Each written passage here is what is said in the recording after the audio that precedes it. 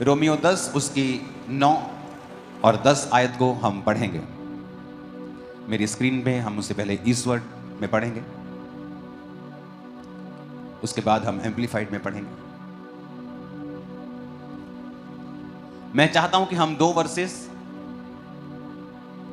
एक नए नियम से एक पुराने नियम से पढ़ें, और आपको बहुत ध्यान से, चाहे आप वॉलंटियर हैं, टीम हैं, बिलीवर हैं, आपको बड़े ध्यान से सुनना है जो मैं आज कह रहा हूं। क्योंकि अगर आप इसे नहीं सुनेंगे और नहीं समझेंगे, आप कंप्लेन करते रहेंगे परमेश्वर को।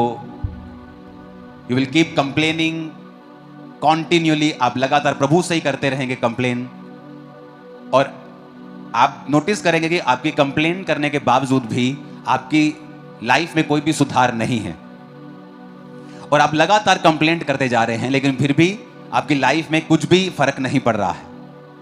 तो ये वचन बड़े ध्यान से समझना है कि ऐसा क्यों है और मैं इसको कैसे चेंज कर सकता हूं, या अगर मुझे अपनी लाइफ को बदलना है तो मैं कैसे बदल सकता हूं। क्योंकि अब जो आपके हाथ में है वो इंपॉर्टेंट है। परमेश्वर ने जो कर दिया है वैसा कोई नहीं कर सकता, लेकिन जो उसने कर दिया है आपको अपनी लाइफ में देखने के लिए, कि अगर उसने कोड़े खा लिए हैं आपकी हीलिंग के लिए, आप अपनी बीमारी के लिए कंप्लेंट करते जा रहे हैं परमेश्वर को और आप सुधार नहीं देख रहे हो, आप चंगे रहना चाहते हो, आप अच्छे व्यक्ति हो, आप में भी नहीं हो, आप चाहते हो कि आप हील हो जाओ, बट आप हील नहीं हो रहे और आप कंप्लेंट करते जा रहे हो क्योंकि आपको सुधार नजर नहीं आ रहा है। तो आज का वचन आपको बड़े ध्यान से समझना है कि कहां प्रॉब्लम है। तो एक वचन मैं आपको नया नियम से पढ़ाऊंगा, एक पुराने नियम से। पुराने से इसलिए कि आपको यह समझ आए कि परमेश्वर जो है वो सदा एक सा रहने वाला परमेश्वर है, वो बदलता नहीं है। वो नए नियम में अलग नहीं था या पुराने नियम में अलग नहीं था, वो एक सा ही परमेश्वर है, और उसके रूल्स, उसके वचन, उसका दिल हमेशा एक सा है।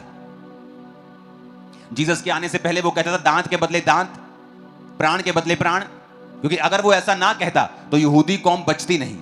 अगर यहूदी कौम बचती नहीं तो जीसस क्राइस्ट आते नहीं। उसके वंश को बचाने के लिए परमेश्वर ने कहा था दांत के बदले दांत, प्राण के बदले प्राण। इसलिए नहीं कि परमेश्वर बदला चाहता था, इसलिए कि परमेश्वर जीसस क्राइस्ट के वंश को बचा के रखना चाहते थे। और जब यीशु मसीह आ गए तो जीसस ने कहा तुमने सुना है कि दांत के बदले दांत और प्राण के बदले प्राण, लेकिन मैं तुमसे कहता हूं कि अब तुम अपने वैरी से प्रेम करो, और दांत के बदले दांत नहीं, प्राण के बदले प्राण नहीं। लोगों को लगा कि परमेश्वर अब नरम हो गया है, परमेश्वर अब ठंडा हो गया है, परमेश्वर अब और दयालु हो गया है, जबकि ऐसा नहीं है। परमेश्वर पहले से ही दयालु था और पहले से ही प्रेमी था, लेकिन जीसस क्राइस्ट का वंश बचा रहे, इसलिए वो लोग राजाओं के साथ लड़ते थे ताकि उनका वंश बचा रहे। इसलिए कि जब यीशु मसीह आए और पूरी दुनिया उसके द्वारा उद्धार पाए, ये योजना शैतान खराब ना कर सके।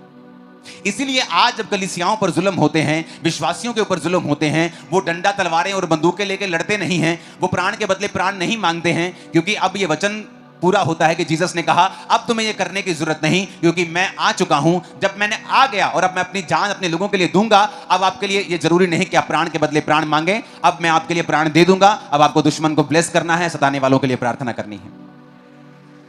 और अब रोमियो 10 उसकी 9 आयत को पहले हम पढ़ेंगे। उसमें लिखा है यदि तू अपने मुंह से, 1 2 3 मैं बोलूंगा, हम सब इकट्ठे पढ़ेंगे। चर्च में ये पढ़ना बड़ा जरूरी है। इसको स्क्रीन के ऊपर सिर्फ आयत को बड़ा कर दो, अगर कर सकते हो तो। रोमियो 10 उसकी 9 आयत को पढ़ेंगे ऊंची ऊंची आवाज में। 1 2 3।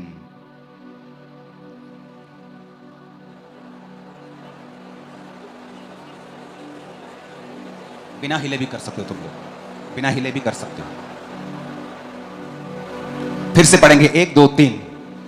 कि यदि तू अपने मुंह से यीशु को प्रभु जानकर अंगीकार करे और अपने मन से विश्वास करे कि परमेश्वर ने उसे मरे हुओं में से जिलाया, तो तू निश्चय उद्धार पाएगा।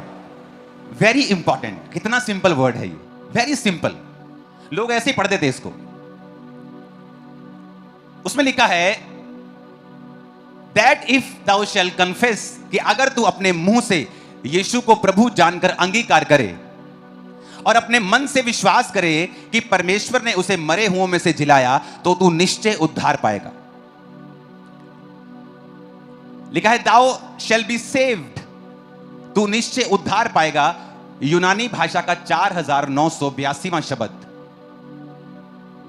इसको ओपन करेंगे। आपकी स्क्रीन पे है, जिसका मतलब है सोजो। अपने पड़ोसी को बोलो सोजो। इसका मतलब है to save, deliver, protect, heal, preserve, do well, be whole. Jesus ने कहीं कहीं कहा है बी मेड होल, यानी तू वैसा ही हो जाए जैसा तुझे बनाया गया था। ओ पास्टर जी, मेरे कान में बड़ा प्रॉब्लम चल रहा है। क्या हुआ? वो जो कान की नस होती है ना, उसमें से सुनना बंद हो गया है। अब डॉक्टर बोलते हैं कि पर्दा ठीक है लेकिन नस ही खराब है, इसका कोई ऑपरेशन नहीं हो सकता, कुछ नहीं हो सकता। बी मेड होल, जैसा तुझे बनाया था वैसा हो जा। हाँ, अब सुनने लगा है, मैं उस होल की बात कर रहा हूं। बी मेड होल यानी वैसा ही हो जा। सुनो ध्यान से,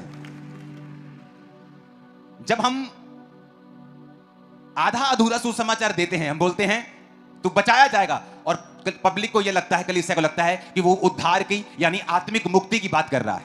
वो सिर्फ यहां आत्मिक मुक्ति की बात नहीं कर रहा है। मैं जो बाइबल पढ़ रहा हूं, ये ओरिजिनल बाइबल है यूनानी भाषा की, जिसमें ओरिजिनल नया नियम लिखा गया था। लिखा, फिर से पढ़ेंगे 9 आयत को, उसको आधा लगा के रखो, कि अगर तू अपने मुंह से यीशु को प्रभु जानकर अंगीकार कर और मन से विश्वास करके प्रभु ने उसे मरे हुए में से जिलाया, तो तू निश्चय उद्धार पाएगा। सोजो को लगाना यहां। उद्धार का, प्लीज स्लो,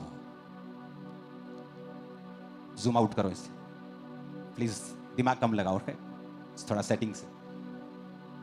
सोजो का मतलब है टू सेव, बोलो सेव, डिलीवर, प्रिजर्व, फिर सेव, डू वेल यानी तो अपनी जिंदगी में भला करे, बी मेक होल यानी तू कंप्लीट हो जाए, हील तू चंगा हो जाए, डिलीवर तू छुटकारा पाए। यानी जब परमेश्वर आपसे साल्वेशन की बात कर रहा है, उद्धार की बात कर रहा है, he is not only talking about your spiritual salvation, सिर्फ आपकी आत्मिक मुक्ति की वो बात नहीं कर रहा कि तू बेटा तू उद्धार पाएगा, स्वर्ग चला जाएगा। धरती पे जहां तू नरक काटता हो, धरती पे तुझे श्राप पड़े हो, तू बीमार हो, तू पूरी तरह से चारों तरफ से बीमारियों से, मुसीबतों से, परेशानियों से घिरा हुआ, मुझे कोई लेना देना नहीं है, मैं तुझे स्वर्ग लेके जाना चाहता हूं। अगर हमें यहां कुछ देखने को नहीं मिलता है, तो कौन गारंटी देता है कि ऊपर जाके स्वर्ग है? परमेश्वर आपको यहां पर अब भी जीवन देता है, वो आपको अनंत जीवन देता है, वो आपको यहां की बात कर रहा है। वो कह रहा है कि हां मैं तुझे सेव करूंगा, लेकिन तुझे डिलीवर करूंगा, प्रोटेक्ट करूंगा। सोजो का मतलब है इब्रानी भाषा, यूनानी भाषा का शब्द है साल्वेशन, उद्धार। मैं तुझे प्रोटेक्ट करूंगा, मैं तुझे सुरक्षित करूंगा, मैं तुझे डिलीवर करूंगा, मैं तुझे चंगा करूंगा, तू अच्छा करेगा। Do well, you will do well in your business, तुम अपने बिजनेस में अच्छा करोगे, तुम अपने कैरियर में अच्छा करोगे। बी मेक होल, तुम कंप्लीट हो जाओगे, तुम पूरे हो जाओगे। जो अधूरी चीजें हैं तुम्हारी लाइफ में वो खत्म हो जाएंगी।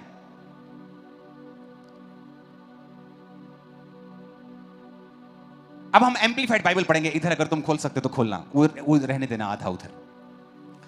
अब आपको ये मैंने समझा दिया कि उद्धार है क्या, लेकिन मेरा ये प्रचार आज का ये नहीं है। मैं वहां जाने की कोशिश कर रहा हूं जो प्रभु ने मुझे आप लोगों के लिए दिया है।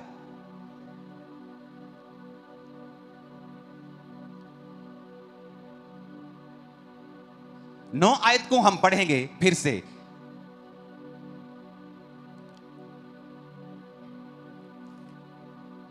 अब मैंने आपको यह समझा दिया कि सोजो यानी उद्धार का मतलब सिर्फ उद्धार नहीं है आत्मिक। उसका पहला मतलब है टू सेव यानी आत्मिक उद्धार। फिर कहता है डिलीवर छुटकारा, प्रोटेक्ट सुरक्षा, हील चंगियाई, प्रिजर्व सुरक्षित करना, फिर सेव सेल्फ डू वेल अच्छा करना, बी मेक होल कंप्लीट हो जाना। यह है कंप्लीट उद्धार। क्योंकि हमारा परमेश्वर सिर्फ बातें करने वाला परमेश्वर नहीं है। उसने आदम को बनाया, गार्डन में रखा, काम करने दिया, उसने आपके हाथों को कमाने की शक्ति दी। सब कुछ परमेश्वर का बनाया हुआ है, सिस्टम उसका बनाया हुआ है। तो वो चाहता है आपके बच्चे अच्छे हों, कंप्लीट हों, होल हों, प्रोटेक्ट रहें, सुरक्षित रहें। आपके बिजनेस, आपकी लाइफ, आपकी फैमिली, आपकी मेंटल लाइफ। लोग कहते हैं प्रभु का मेरी मेंटल लाइफ से क्या, प्रभु को कोई है कंसर्न? Very much concern. बहुत से लोगों को पेट की प्रॉब्लम्स होती हैं और उनकी दवाई हल नहीं कर सकती, क्योंकि डॉक्टर बोलते हैं आपके पेट की जो दिक्कत है वो स्ट्रेस से जुड़ी हुई है। अगर आपको चिंता है तो आपका पेट बीमार रहता है। और जीसस क्राइस्ट ने बाइबल में कितने सैकड़ों बार लिखा है मत डर, यानी कोई स्ट्रेस ना ले क्योंकि मैं तेरे साथ हूं। क्यों लिखा उसने? ताकि तुम्हें कोई स्ट्रेस ना रहे कभी भी और तुम कभी बीमार ना पड़ो। Hallelujah, hallelujah. पिछले दिनों की स्टडी के दौरान मुझे मालूम हुआ कि जो 2005 में मुझे एक पेट की प्रॉब्लम हुई थी, मैंने कभी उसकी सर्च नहीं की। 5 में कोई इंटरनेट नहीं था फोन के ऊपर, तो कोई सर्च नहीं होती थी। तो 2005 में अगर आप इंटरनेट पे जाएंगे तो आपको कई डाइजेस्टिव रोग मिलेंगे। वो कभी भी जब आप डॉक्टर के पास जाते तो एंटी एसिड्स की गोलियां लगा देते हैं आपको, और वो रोग कभी ठीक नहीं होता। 25-25 साल से लोग गोलियां खा रहे थे। और जब मैं 2.5 महीने दवाई खा के डॉक्टर के पास जाके पूछा कि डॉक्टर साहब मेरे को तो बस हो गई, मैं तो सिर्फ यही खा सकता हूं, या मैं दवाई खाता हूं तो बस ठीक रहता हूं, मुझे कितनी देर खानी पड़ेगी? तो डॉक्टर ने कहा था लोग 12-12 साल से खा रहे हैं, आप पूछो ही मत। आप मेरे से मत पूछना कि कितनी देर खानी पड़ेगी, बस या एक तरह से बीपी की गोली लग जाती है, गोली लग गई। और मुझे याद है उसी नाइट मैंने वो मेडिसिन फेंक दी थी और खुदा ने मुझे हील कर दिया था। सुनो मेरी बात, प्रॉब्लम यह नहीं कि मसीह या धर्मी को हो नहीं सकती, वो एक परीक्षा हो सकती है। लेकिन मैं आपको यह सिखा रहा हूं कि परमेश्वर ने बाइबल में जो लिखा है वो सारा कुछ आपकी फिजिकल हेल्थ के लिए है, मेंटल हेल्थ के लिए है, फाइनेंशियल हेल्थ के लिए है, फैमिली हेल्थ के लिए है। परमेश्वर चिंता करता है आपके बच्चों की, आपके दिमाग की, आपकी सोचों की, आपके शरीर की, आपके फाइनेंस की, आपके घर की, एवरीथिंग जो आपके साथ है। जैसे आप अपने बच्चे की हर एक तरह से चिंता करते हैं, या कहीं मेंटल लेवल में बढ़ रहा है, क्या शरीर में बढ़ रहा है, क्या आत्मा में बढ़ रहा है, क्या नॉलेज में बढ़ रहा है, क्या पढ़ाई में अच्छा है, प्रभु भी आपकी सब तरह से चिंता करते हैं। लेकिन हमें बाइबल पढ़नी पड़ेगी वो समझने के लिए। अब ये बात हमें समझ में आ गई है कि उद्धार का मतलब सिर्फ आत्मिक नहीं है, परमेश्वर हमें सब तरफ से बचाना चाहता है। ओके, अब फिर से 9 आयत को पढ़ेंगे। लिखा, because if you acknowledge and confess with your mouth. अब हम यहां पर देखेंगे, यहां 3 चीजें हैं, अब ध्यान से समझना। पहली चीज है, पहले हम जाएंगे तीसरी चीज के ऊपर। ओके, कौन सी चीज की? बोलो अपने पड़ोसी को, तीसरी चीज के ऊपर, जो है you will be saved. Okay, third हम देखेंगे रिजल्ट। रिजल्ट क्या है? परमेश्वर ने कहा यू विल बी सेव्ड,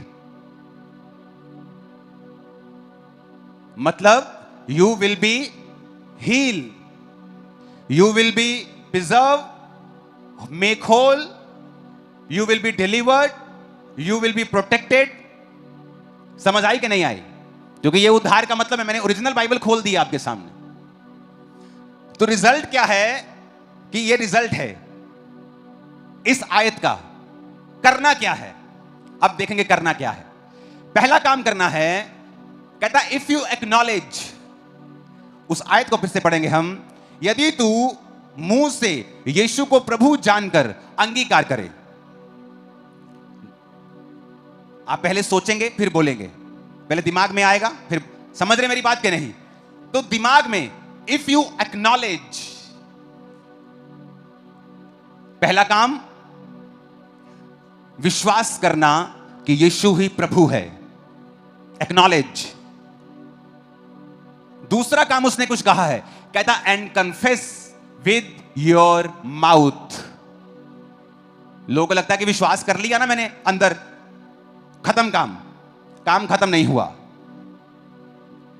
पहला काम है विश्वास करना, दूसरा काम है मुंह से बोलना। रिजल्ट आ जाएगा, तुम चंगे हो जाओगे, प्रिजर्व हो जाओगे, डू वेल, मेक होल। बड़े ध्यान से समझने की जरूरत है। अब प्रॉब्लम यह है कि जब लोग बीमार हैं, मान लो हम ये केस लेते हैं हील वाला, कि लोग बीमार हैं, ओके, क्या तुम प्रभु पे विश्वास करते हो? हां। क्या तुम अंगीकार करते हो? हां, मैं यीशु को यीशु कहता हूं। नो नो नो, ये उसने फॉर्मूला दिया है, ये वचन फॉर्मूला है। रोमियो 10 उसकी 9 आयत एक फॉर्मूला है। फॉर्मूला क्या है? कि जो तुम्हें चाहिए उस पर विश्वास करना। अब आगे पढ़ो, ये देखो क्या लिखा है। Confess with your mouth that Jesus is Lord, recognizing his power, authority and majesty as God. ये एम्प्लीफाइड बाइबल आपने अलग खोली है, मेरे पास अलग है, इसका अलग वर्जन है जिसमें लिखा है, उस इंग्लिश के वर्ड को पढ़ेंगे हम, adhere to, और उसे स्क्रीन पे दिखाएंगे। अब ध्यान से समझना, पहला काम कहता एक्नॉलेज। अपने पड़ोसी को बोलो, पहला काम है विश्वास करना। अब मैं एक वचन आपके लिए पढ़ूंगा, इब्रानिया 10 उसकी 23 आयत को पढ़ूंगा, स्क्रीन पे देखो। कहता आओ हम अपनी आशा के अंगीकार को दृढ़ता से थामे रहें। कहता आओ हम अपने आशा का अंगीकार, मेरी आशा।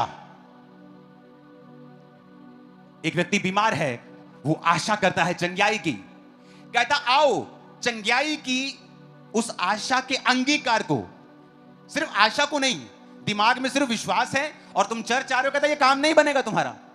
कहता आशा के अंगीकार को दृढ़ता से थामना है। अंगीकार कैसे करोगे? जिस मुंह से तुम गालियां निकालते हो, पड़ोसी से लड़ते हो, चुगलियां करते हो, चिकड़ चिकड़ पे पे पे पे पे करते हो, कहता उस मुंह को मेरे अंगीकार के लिए अगर इस्तेमाल करोगे, हील भी हो जाओगे, डिलीवर भी हो जाओगे, डू वेल, मेक होल, तुम कंप्लीट भी हो जाओगे, सुरक्षित भी हो जाओगे। कहता आओ हम अपनी आशा के अंगीकार को दृढ़ता से थामे रहें। जीसस क्राइस्ट पहाड़ के एक पेड़ के पास के जाते हैं और पेड़ पे फल नहीं होता। यीशु कहते सूख जा, तेरा फल आज के बाद कोई ना खाए। शाम को जब सुबह को चेले वहां से आ रहे होते हैं तो कहते प्रभु जिस पेड़ को तूने श्राप दिया वो सूख गया। प्रभु उनसे एक बात कहते हैं, मरकुस 11 उसकी 23 आयत। यीशु ने कहा मैं तुमसे कहता हूं, जो कोई इस पहाड़ से कहे तू उखड़ जा और समुद्र में जा पड़े, अपने मन में संदेह ना करे वरन प्रतीति करे कि जो कहता हूं हो जाएगा, वो उसके लिए वही होगा। फिर से पढ़ो इस आयत को, बोलो अपने पड़ोसी को कि जो कोई इस पहाड़ से कहे, पहाड़ को देखकर सोचे नहीं, उससे कहे। आज कलीसिया क्या करती है? जब बीमारी का पहाड़ उसके सामने आता है, ए डॉक्टर बोलता है ले तेरे को 3rd ग्रेड कैंसर है, तेरे को ले, पहाड़ तेरे मोरे खड़ा कर दिया। अब जीसस ने कहा दो काम तुम कर सकते हो, या तुम जीसस के पास आकर रोओगे प्रभु मेरे साथ ऐसा कैसे हो सकता है, मैं ऐसे कैसे हो सकता हूं, तुझे दिखता नहीं है क्या, मैं टाइगर हूं, मैं प्रेयरफुल हूं। पर जीसस ने ऐसा करने के लिए नहीं कहा है। मूसा गलती कर रहा था और मूसा ने जब सामने लाल समुद्र था और पीछे सेना थी और जो मूसा दुहाई दे, और प्रभु कहता ए मूसा क्यों दुहाई दे रहा है मेरी तू, और परमेश्वर ने उसे डांटा। आप इमेजिन आप प्रेयर करने गए हैं और प्रभु आपको डांट रहे हैं। आप सोच रहे मैं प्रेयर करने गया हूं, मैं कौन सा शराब पी रहा हूं। कई बार आप अच्छा काम कर रहे हैं, आपका मेंटर तब भी आपको डांट देता है क्योंकि आपको लगता है मैं तो सही कर रहा हूं, मुझे डांट क्यों पड़ रही है। तू सही अपने हिसाब से कर रहा है लेकिन एक्चुअल में वो सही नहीं है। परमेश्वर ने कहा मूसा जो लाठी तेरे हाथ में है उसे लेकर समुद्र के सामने जा और उसे 2 भाग कर दे। मैंने तुझे पावर दी है, मेरे सामने दुहाई देने का समय नहीं है, एक काम करने का समय है। जीसस ने डायरेक्टली कहा है यहां पर कि speak directly to the problem, not to God. कि जब प्रॉब्लम तेरे सामने आए तो मुझसे नहीं कहना है, प्रॉब्लम से बात करनी है। फिर से पढ़ो, मैं तुमसे सच कहता हूं जो कोई इस पहाड़ से कहे, किससे? इस पहाड़ से कहे कि उखड़ जा समुद्र में जा लग। इम्पॉसिबल काम है, पर कहता अगर तू विश्वास करेगा तो हो जाएगा। अगर तू मुंह से अंगीकार करेगा तो, अपने पड़ोसी को बोलो अगर तू मुंह से अंगीकार करेगा तो हो जाएगा, हो जाएगा यीशु मसीह के नाम में। आप मेरी बात समझ रहे कि नहीं? जीसस ने कहा रोमियो 10 फिर उसकी 10 को पढ़ेंगे, अभी 9 को नहीं। उसने कहा धार्मिकता के लिए मन से विश्वास। अपने पड़ोसी को बोलो धार्मिकता के लिए मन से विश्वास।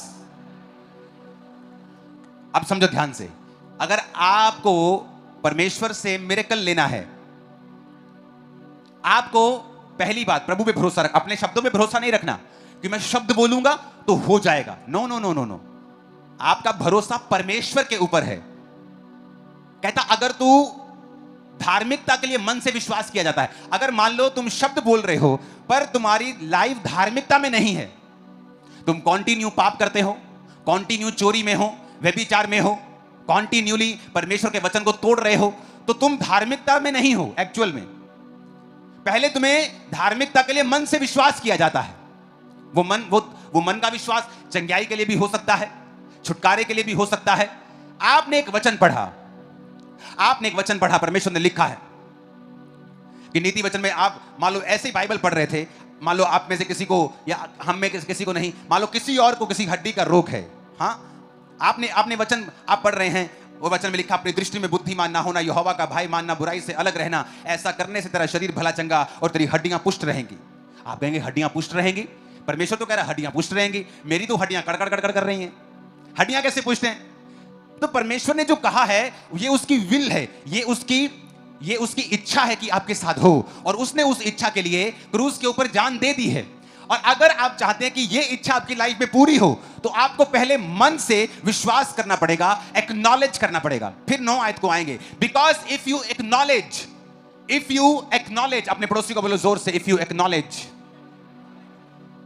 फिर से बोलो अपने पड़ोसी को, इफ यू एक्नॉलेज। मतलब उस वचन को एक्नॉलेज करना पड़ेगा। उस वचन जो परमेश्वर ने तुम्हारे विषय में, तुम्हारी हीलिंग, तुम्हारी डिलीवरेंस, तुम्हारी फाइनेंशियल ब्लेसिंग के विषय में कहा है, उसको एक्नॉलेज करो, उसको अलग कर लो। आप बाइबल में कहीं आप पढ़ रहे हो आपके संतान नहीं है, बेबी नहीं है, और आपने बाइबल में लिखा गर्भ का फल यहोवा की ओर से प्रतिफल है, परमेश्वर तेरे वंश को बचाएगा, पराक्रमी करेगा। यह आपके लिए एक्नॉलेजमेंट है, यह आपके लिए हरी झंडी है कि परमेश्वर चाहता है मेरे बेबी हो। आप उस वचन को एक्नॉलेज करेंगे। एक्नॉलेज करने के बाद, उसे छांटने के बाद, उसे अलग करने के बाद फिर कहता and confess with your mouth, with your lips. उसे फिर दिमाग में नहीं रखना, उसका अंगीकार करना है, उस वचन के ऊपर फाइट करनी है, उस अंधेरे के ऊपर रोशनी बोलनी है, और बोलना है कि मेरा गर्भ फल लाएगा, यह फल रहित नहीं रह सकता, यीशु के नाम में फल लाए, मैं एक सुंदर बेटे और बेटी की मां बनने वाली हूं। आपको बोलना पड़ेगा, आपको बोलना पड़ेगा, आपको गरीबी के श्राप को तोड़ना पड़ेगा। साथ में धार्मिकता। धार्मिकता क्या है? वचन पे चलना, चाहे थोड़ा पैसा है टाइट देना, थोड़ा पैसा है चर्च में जाना, थोड़ा है तब भी गिरना नहीं, पाप नहीं करना। आपको धार्मिकता में रहना, क्योंकि धार्मिकता के लिए मन से विश्वास किया जाता है। रोमी 10:10 और लिखा उद्धार के लिए मुंह से अंगीकार किया जाता है। फिर वही बात वो कह रहा है, if you want to be healed, चंगाई के लिए मुंह से अंगीकार, सुरक्षा के लिए मुंह से अंगीकार। कितने मेरी बात को समझ रहे हैं? आप कंप्लेंट करते रहेंगे क्योंकि आप विश्वास कर रहे हैं पर आप अंगीकार नहीं कर रहे हैं। आपका अंगीकार ऐसा चर्च में यीशु के नाम में चंगे हो जाओ, तुम चंगे हो चुके हो, आमीन। जैसे आप घर जाएंगे, ओ मेरा बहुत बुरा हाल है, मेरा बहुत बुरा हाल है, मेरी टांगे दर्द कर रही, बहुत बुरा हाल है। आपका अंगीकार एक सा ही है। अगर आप राजा के बच्चे हैं तो यहां भी राजा के बच्चे हैं, और जब घर चले जाएंगे तब भी राजा के बच्चे हैं। हमारा अंगीकार जैसा है वैसा ही प्रभु कहता है तुम्हारे साथ होगा, क्योंकि उद्धार के लिए मुंह से अंगीकार किया जाता है। और अगर बीमारी लेनी है तो भी मुंह से अंगीकार ही करना पड़ेगा। मैंने अपनी लाइफ में टैलेंटेड लोग देखे हैं, वेरी टैलेंटेड, अन्य जाति होने के बावजूद भी मसीहियों जितने, कईयों मसीहियों से भी ज्यादा वफादार, पैसे में चोरी नहीं करते। मैंने अन्य जाति के लोग देखे, ना चोरी करते हैं, समझदार, पढ़े लिखे, लेकिन बिजनेस कामयाब नहीं हुआ। क्यों? क्योंकि वो जानते नहीं कि उनके मुंह में ताकत है। जब भी कोई बोलता है क्या हाल चाल है, कोई पैसा ना मांग ले, यार मंदा चल रहे हैं, क्या हाल है यार, बहुत काम खराब चल रहा है, पैसे ही नहीं। उनको वो झूठ बोल रहे, उनको लगता है कि शायद ये बोलने से लोग हमसे पैसा मांगने से दूर रहेंगे, पर वो अपनी लाइफ के ऊपर कर्ज डाल रहे हैं। क्योंकि आपको अगर उद्धार के लिए अंगीकार करना है तो बीमारी और शैतान के अटैक के लिए भी आपको मुंह से अंगीकार ही करना है। जब आपके हाथ में तलवार है, आपके हाथ में चाकू है, तो चाकू को नहीं पता कि उसको आलू काटना है कि गर्दन काटनी है। वो आलू भी काट सकता है और गर्दन भी काट सकता है। ये तो चलाने वाले के ऊपर निर्भर करता है कि उसको आलू काटना है कि गर्दन काटनी है, कि उंगली काटनी है। तो जीसस ने ये कह दिया है कि because if you acknowledge and confess with your lips, यानी दो चीजें तुम्हें करनी है, एक्नॉलेज करना है, कन्फेस करना है, और रिजल्ट आ जाएगा, you will be saved. Result आ जाएगा। आप गरीबी के श्राप के नीचे हैं, आपको एक्नॉलेज करना है कि जीसस ने कहा मैं कंगालों को सुसमाचार सुनाने के लिए आया हूं। तो फिर कंगालों को सुसमाचार क्या है? अगर कंगाल ने कंगाल ही रहना है तो फिर उसके लिए थोड़ी सुसमाचार है। आप किसी कंगाल को जाके बोले तो कंगाल ही रहेगा, लेकिन हेवन चला जाएगा। वो बोलेगा ठीक है, लेकिन यहां क्या करूंगा? जीसस ने कहा अगर हम अंधे को जाके बोलें कि तू अंधा ही रहेगा लेकिन स्वर्ग चला जाएगा। परमेश्वर ने कहा जाओ, अंधों को आंखें दो, लंगड़ों को चलाओ, कंगालों को सुसमाचार दो कि जीसस तुम्हारे लिए कंगाल बना ताकि तुम्हारे कंगाल होने के श्राप को सदा के लिए खत्म कर सके। अब तुम्हें कंगाल रहने की जरूरत नहीं है। अब मेरा अंगीकार क्या है? पहले एक्नॉलेजमेंट। क्या एक्नॉलेजमेंट? कि जीसस मेरे लिए कंगाल हुए, वो मेरे लिए आए। मैं पहले एक्नॉलेज करूंगा, पहले दिमाग में बिठाऊंगा कि मेरी ये कंगाल होने के लिए परमेश्वर ने मेरा काम कर दिया है। उसके बाद मैं अपने मुंह से अंगीकार करूंगा रोज, चाहे घर में 4 बर्तन हो, सिर्फ वो भी अपने सामने से जाके रखें, सिर्फ 4 बर्तन आपके पास, लेकिन आपका मुंह का अंगीकार यही होगा, आई एम सुपर ब्लेस्ड, मैं आशीषित हूं, मैं आगे बढ़ रहा हूं, मेरा परिवार आगे बढ़ रहा है। परमेश्वर मेरे लिए कंगाल हुआ कि मैं इस श्राप से सदा के लिए आजाद हो सकूं। आप वो पूछेगा भाई कैसे हो? मैं सुपर ब्लेस्ड हूं, मैं आगे बढ़ रहा हूं। और आप देखना, जो आप बोलते रहेंगे आपकी लाइफ में वैसा होना शुरू हो जाएगा और आप हैरान होंगे, क्योंकि 2 काम आपने करने हैं और तीसरा खुदा ने करना है। तो जीसस ने कहा पहला काम है speak directly to the problem. जब मुश्किल आए तो डायरेक्ट मुश्किल से बात करनी है। जीसस की तरफ रोते हुए कंप्लेंट करते हुए नहीं आना है। यीशु मसीह जा रहे नाव में, तूफान आ गया और चेले जब नाव डूबने लगी तो यीशु को उठा के कंप्लेंट करते, कहता तुझे मालूम नहीं गुरु, क्या तुझे चिंता नहीं हम डूबे जाते हैं? और जीसस उठ के उनको ये नहीं कहते कि हाँ हाँ पुत्र मैंने तेरी बहुत चिंता। जीसस उसको डांटते हैं और बोलते हैं हे अल्प विश्वासियों, का तुम्हें अब तक विश्वास नहीं? कहते हैं हम डूब रहे हैं, हम यीशु को पुकार रहे हैं, हम तो जीसस के पास है, हम कौन सा किसी इंसान को आवाज लगा रहे हैं या किसी बेड़ी का इंतजाम कर रहे हैं या जैकेट्स का इंतजाम कर रहे हैं? हम तो जीसस के पास कह रहे हैं कि हमें बचा, और जीसस तब भी नाराज है हमसे।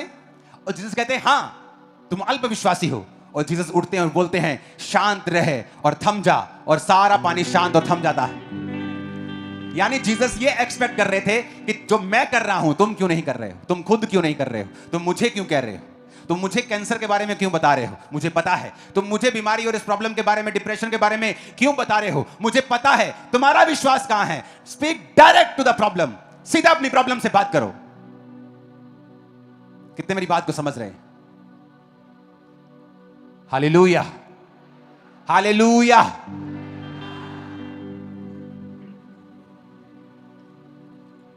मरकुस 11 उसके 23, 1 2 3 इकट्ठे पढ़ेंगे सिर्फ यहां तक। इस पहाड़ से कह दो उखड़ जा, 1 2 3। फिर से पढ़ेंगे क्वायर के साथ, 1 2 3। जो कोई इस पहाड़ से कहे तू उखड़ जा और समुद्र में जा पड़, और अपने मन में संदेह ना करे वरन प्रतीति करे कि जो कहता हूं वह हो जाएगा, तो उसके लिए वही होगा। आमीन। अब 2 कुरिन्थियों 4 उसकी 13 आयत में लिखा है, इसलिए कि हम में वही विश्वास का आत्मा है जिसके विषय में लिखा है मैंने विश्वास किया इसलिए मैं बोला। बोलो पड़ोसी को, इसलिए मैं बोला क्योंकि मैंने विश्वास किया। अतः हम भी विश्वास करते हैं इसीलिए बोलते हैं। ऊंची आवाज में बोलो आमीन। यानी अगर आप बिलीवर हैं और विश्वास करते हैं तो आप क्या करेंगे? फिर क्या करेंगे? ऊंची आवाज में सुना नहीं, क्या बोलेंगे? क्या करेंगे? क्या करेंगे? आप बोलेंगे, आप बोलेंगे। Words, words. आप सोचेंगे नहीं ये पहाड़ उखड़ेगा कि नहीं उखड़ेगा, ये प्रॉब्लम जाएगी कि नहीं जाएगी। आप अपनी जगह अड़े और खड़े रहेंगे, और वही गवाही के साथ आते हैं जो अड़े और खड़े रहते हैं। अब पुराने नियम की एक आयत पढ़ते हैं हम, एक करेक्शन भी करेंगे साथ और उसके पढ़ेंगे भी। यहोशू 1 उसकी 5 से लेकर 9 आयत। यहोशू 1 उसकी 5 से लेकर 9 आयत। तेरे जीवन भर कोई तेरे सामने ठहर ना सकेगा, जैसे मैं मूसा के संग रहा वैसे ही तेरे संग भी रहूंगा, और ना तो मैं तुझे धोखा दूंगा और ना तुझको छोड़ूंगा, इसलिए हियाव बांध कर दृढ़ हो जा। अब हम इसे स्क्रीन के ऊपर भी पढ़ेंगे, अगर नहीं है तो इसे निकालना पड़ेगा आपको, दूसरी लोगों के लिए जो स्क्रीन है उसके ऊपर भी, क्योंकि ये वचन आपको नहीं, इसे मुझे इंग्लिश में चाहिए। यहां पर एक वचन को आपको बड़े ध्यान से स्टडी करना पड़ता है, अगर आप मेरे इधर ईस्टवर्ड बाइबल में निकाल सकते हैं, उसको निकालेंगे हम। पहला यहोशू 5, उसकी सिर्फ 8 आयत को, उसको लेकिन ईस्टवर्ड में निकालेंगे, यानी पुरानी इब्रानी भाषा में। ये यूनानी में नहीं है। पुराना वचन नया यूनानी में है। पुराना टेस्टामेंट, जैसे हम ओल्ड टेस्टामेंट कहते हैं, वो इब्रानी भाषा में लिखा गया था। उसकी हम 1 अध्याय के 8 आयत को पढ़ेंगे। अब यहां पर परमेश्वर ने कहा है कि मैं तेरे संग रहूंगा। जैसे मूसा जब मर गया, खुदा के पास चला गया, तो परमेश्वर ने यहोशू को चुना और यहोशू को वायदा किया कि तू अब दृढ़ हो जा, अब तुझे मेरा काम करना है, कोई जीवन भर तेरे सामने ठहर नहीं सकेगा। यह बड़ी एक जबरदस्त लाइन है कि कोई भी जीवन भर तेरे सामने ठहर नहीं सकेगा, यानी तेरे सारे दुश्मन निराश होंगे, सदा हारेंगे तुझसे। अब प्रभु ने उसे कुछ करने के लिए बोला, वो हम ओरिजिनल बाइबल में पढ़ेंगे। इसकी 8 आयत को ऊपर करेंगे। यहोशू 1 उसकी 8 आयत।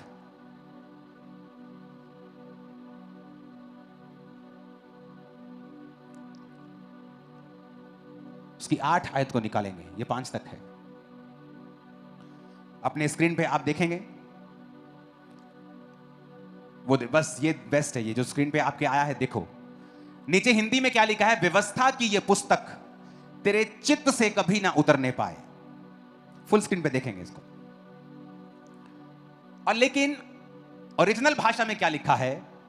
The book of the law shall not depart out of thy mouth. Mouth के इन दोनों शब्दों को खोलेंगे, अगर आप खोल सकते हैं तो। कहता हिंदी में जब पढ़ते कहता चित्त से, चित्त नहीं है एक्चुअल में, रियल वचन लिखा है माउथ, स्टोमा। रियल वचन है स्टोमा। ये आपने कौन सा खोला है? 4482। ओके, 6310 वाला खोलो, इब्रानी भाषा का। अब इसे ध्यान से समझना कि आपको मैं ये बता रहा हूं कि परमेश्वर नए नियम में और पुराने नियम में दोनों जगह सेम था।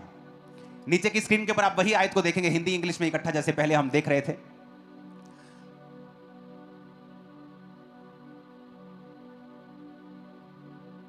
अपने पड़ोसी को बोलो, व्यवस्था की यह पुस्तक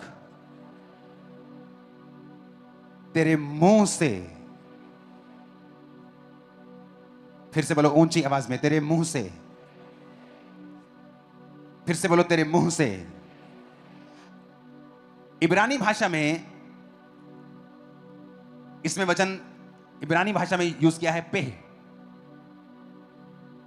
यूनानी भाषा में आई थिंक स्टोमा, जिसका मतलब है हथियार, कि तेरा मुंह एक हथियार है, तेज धार हथियार। यानी तेरा मुंह सिर्फ मुंह नहीं है, ये एक वेपन है। लेकिन प्रभु ने कहा सारा कुछ अच्छा रहेगा तेरी लाइफ में, पर कहता व्यवस्था की यह पुस्तक तेरे मुंह से कभी ना उतरे। जिसका मतलब क्या है कि सिर्फ तुझे मन में विश्वास नहीं करना, अपने मुंह से इसे बोलना भी है। ऊंची आवाज से बोलो हालेलुया। तो आपके बाइबल में जहां चित्त लिखा है ना, उसको काट के मुंह कर लेना अपन, ओके? क्योंकि ओरिजिनल भाषा में है पेह, तेरे मुंह से कभी भी उतरने ना पाए, the mouth.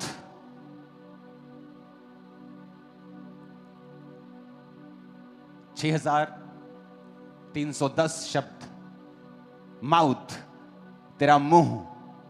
The book of the law यानी बाइबल शैल नॉट डिपार्ट, तेरे माउथ से अलग ना हो, डिपार्ट ना हो।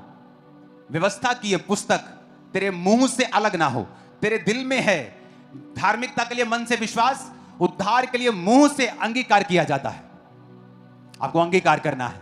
आपका बच्चा एवरेज है, आप अंगीकार करेंगे सिर पे हाथ रखे, तो बेस्ट रिजल्ट देने वाला है, तो बेस्ट ऊंचाई पे जाने वाला है।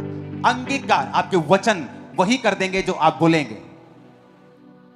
आप एक कदम चल नहीं सकते, अपने घुटनों पे हाथ रख के रोज अंगीकार करेंगे, उसके कोड़े खाने से मैं चंगा हो चुका हूं, मैं चलूंगा ही नहीं, मैं दौड़ूंगा, मैं दौड़ूंगी, रोज अंगीकार करेंगे। आप प्रॉब्लम लेकर खुदा से बात कर रहे हैं और खुदा आपसे नाराज होता है। उसने कहा है, बाइबल में लिखा है, speak directly to the problem.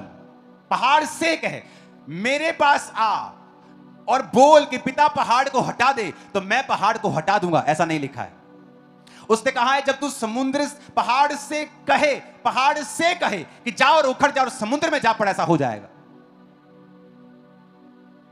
अंगीकार। बोलो अपने पड़ोसी को अंगीकार। ऊंची आवाज में बोलो अंगीकार। फिर से बोलो ऊंची आवाज में। आमीन। अगर आपका अंगीकार गलत है तो इमेजिन आप जीसस क्राइस्ट की बलिदान को व्यर्थ कर देंगे अपने लाइफ में, क्योंकि वो जेंटलमैन है, वो जबरदस्ती नहीं घुसता, इनवाइट करना पड़ता है उसे। अंगीकार का मतलब है इनवाइट करना। अंगीकार आप तभी करेंगे जब उस वचन को एक्नॉलेज करेंगे, जब उस वचन को आप मानेंगे, विश्वास करेंगे, तो आपके लिए वो धार्मिकता ठहराई जाएगी। जब आप एक्नॉलेज कर लेंगे, आप अंगीकार करेंगे। जब आप अंगीकार करेंगे, वो वचन आपकी लाइफ में पूरा होना शुरू हो जाएगा। आपका विश्वास बोले गए वचनों के ऊपर नहीं है, आपका विश्वास परमेश्वर के ऊपर है। आप परमेश्वर की इच्छा के साथ साथ चल भी रहे हैं, आप पाप में नहीं हैं। ऊंची आवाज से बोलो हालेलुया। और आपका मकसद परमेश्वर की महिमा है।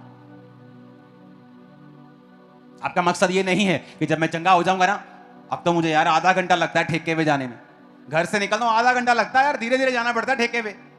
जब मैं ठीक हो जाऊंगा ना, भाग भाग के जाया करूंगा 5 मिनट में भाई साहब ठेके पे, 10 मिनट में पौवा अंदर, अद्धे घंटे जब मसरूर च।